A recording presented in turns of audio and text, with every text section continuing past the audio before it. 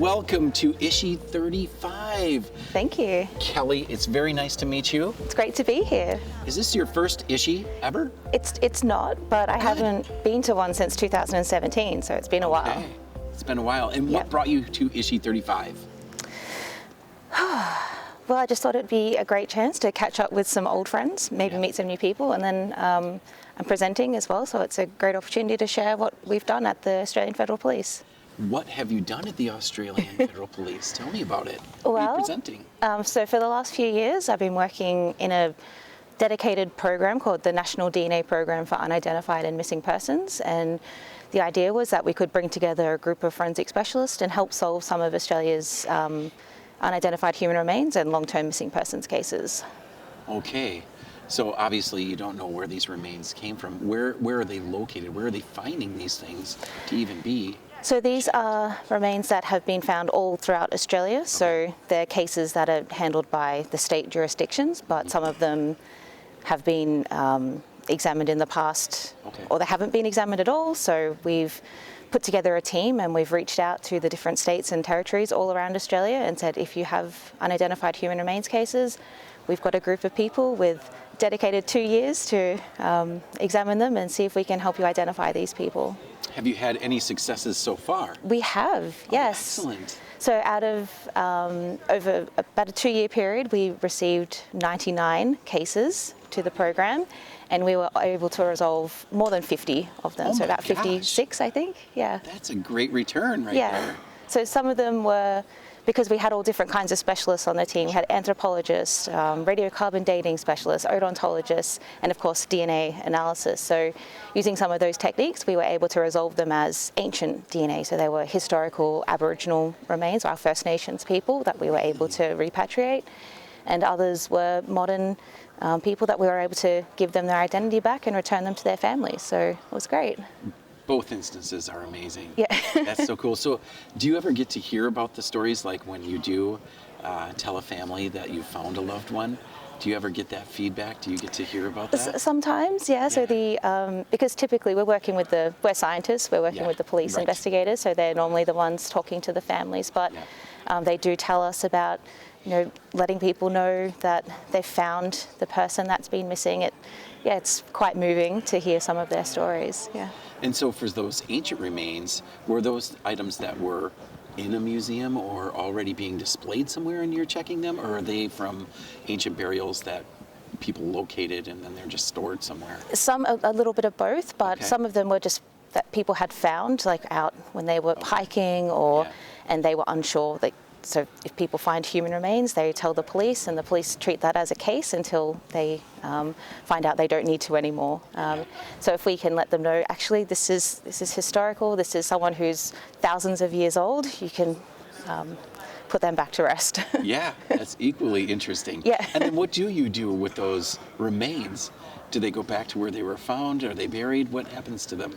So the police are in contact with the historical First Nations society. So they talk to them and they return them to the First Nations people, and then they can do their traditional burials for them. Interesting. If that's what they choose to do.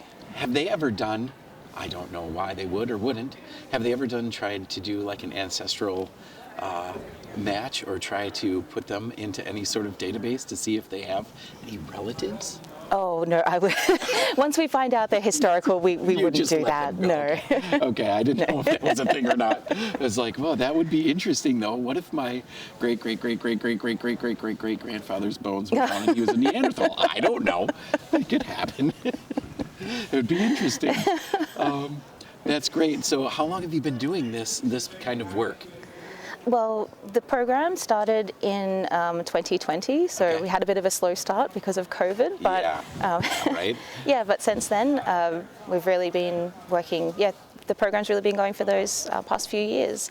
Officially, it wrapped up at the beginning of this year. Like our dedicated time and funding ended, but now the techniques and all of the capabilities that we brought online are being taken on by the Australian Federal Police into their sort of business as usual, like routine work. So we can keep doing the work that we're doing, which is great. That's great. So they're hiring you to continue to do this? Yeah. So they're keeping us at the at the lab there in Canberra, and we can still do the work and still work with the states, so which is great because there's still plenty of work to do. Yeah. If you already had 99, I mean, there's going to be many, many, many more. Yeah, so there was an audit in Australia a few years ago, and there are approximately 750 unidentified human remains cases sitting around the different states and territories. Some of them we won't ever be able to access; they've already been buried, or but some of them are still in coroner's office, in evidence areas, so we can perhaps get some more cases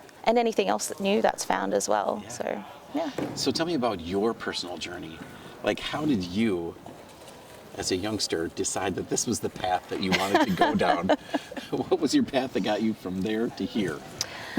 Well, I mean, I did my undergrad, my degree. I was just in biomedical science, so it wasn't forensics. But once I finished, I got a job in a hospital pathology lab. And I was like, oh, this is a bit boring. And so I went back and I decided to go do some extra study, and I looked at new courses I could do, and that's where I found forensic science. And I did my master's in forensic science and then went on to a PhD as well. And then I actually was in academia for a while, so I was teaching and doing research here in the States, in North Carolina. And then I moved back to Australia and started doing casework with first a state agency and now with the federal police. Okay, so how long were you back in Australia? How long is that?